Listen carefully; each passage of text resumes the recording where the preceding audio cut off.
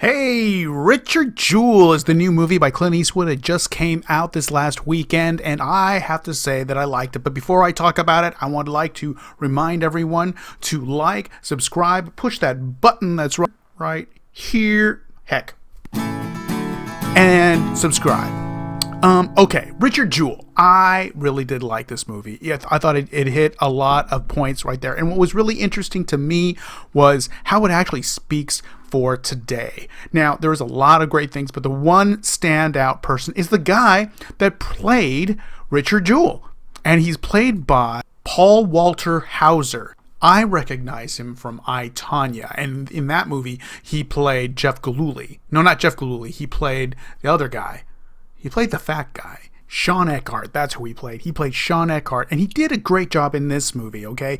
He did an okay job in that movie, but in this movie, he really embodied this Richard Jewell, because Richard Jewell was a complex character. Well, maybe he wasn't a complex character. He was actually a pretty simple character, because a nice guy, he wanted to help. He idolized the FBI. He idolized law enforcement. He wanted to be a cop. And Paul Walter Hauser, he's actually playing the type because he's played similar characters like this. If you remember Black Klansman, if those of you that actually saw that movie, he played a character that was really kind of an ingrained person in the Klan that was just like a diehard. He was just like one of those crazies. And then he also plays kind of a crazy guy in Cobra Kai. He kind of plays that similar character of a guy that he's not really all there. He's just kind of, he's kind of a simpleton, but he's just like a diehard. He just wants to be more than who he is, the kind of thing. And he's kind of playing that kind of character here in Richard Jewell. But here's the thing that Paul Stewart Anderson didn't do before. He is now playing a real person, a person that is flesh and blood, has feelings, has history, has a family with his mother. This is a real character, a full-fledged character, and not a caricature, which is what he was playing before, which now this type that he is used to playing now becomes more nuanced. And the other standout to this movie is Sam Rockwell, because he brings comedy, he brings grit, he brings the anger, he brings the level-headedness. He's doing what we, the audience, are doing. When Richard Jewell does something stupid, oh my gosh, Sam Rockwell lets him know that he's doing something stupid, which is exactly what I literally yelled out loud in the audience when I just said, no, when Richard Jewell was going to do something stupid again. As for everyone else, they did a good job too. Kathy Bates, she brings the emotion right there as a mother who wants to help her son but doesn't know how to and cannot stop loving a son who just gets himself into trouble over and over and over again. Olivia Wilde's character is the character that is bringing a lot of the controversy because it is based on a real person. And some of the things that Olivia Wilde's character is doing in this movie are questionable. And it's wondering is this actually how it happened? Here's the problem.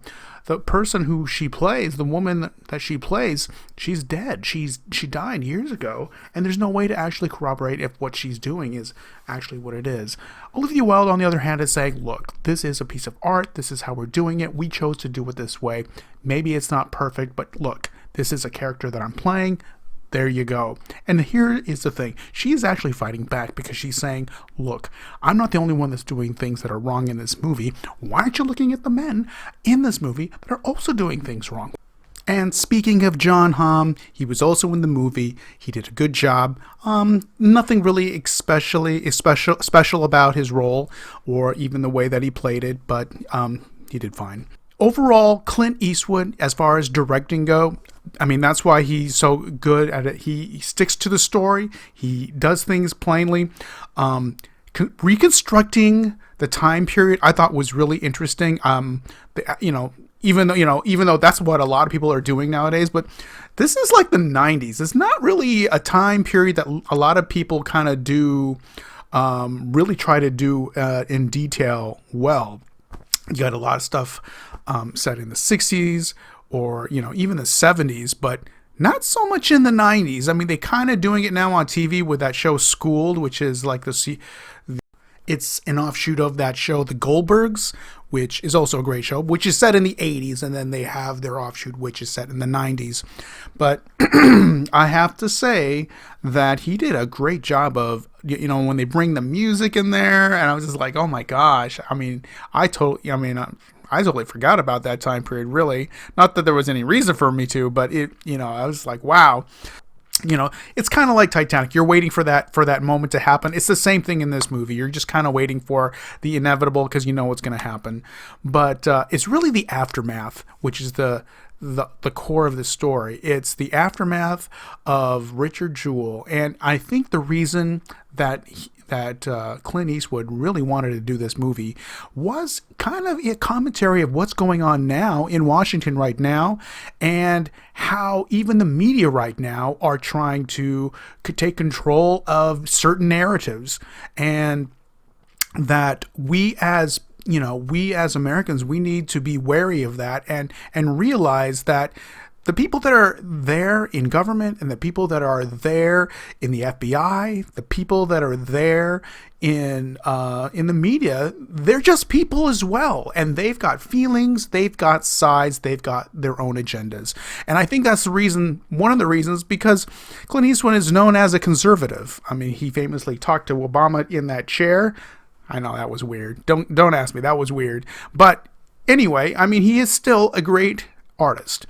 And he's using that artistry to create this story of a man that we probably wouldn't forget, which is why they say, Richard Jewell, the man you will remember his name. You will now remember his name. And hopefully with this movie, you will too.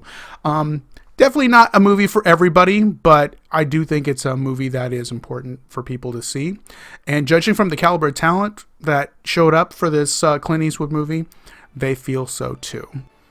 Currently, the movie is at 73% with a 96% audience score. So the audience are actually liking this. And when I was at the theater that I saw it in, they gave it an ovation. Not a standing ovation, but an applause, which is saying much because not every movie will get that. And I agreed with him too, because it was a good movie. So that's what I got, guys. I'll see you in the next video. Please like, share, and subscribe.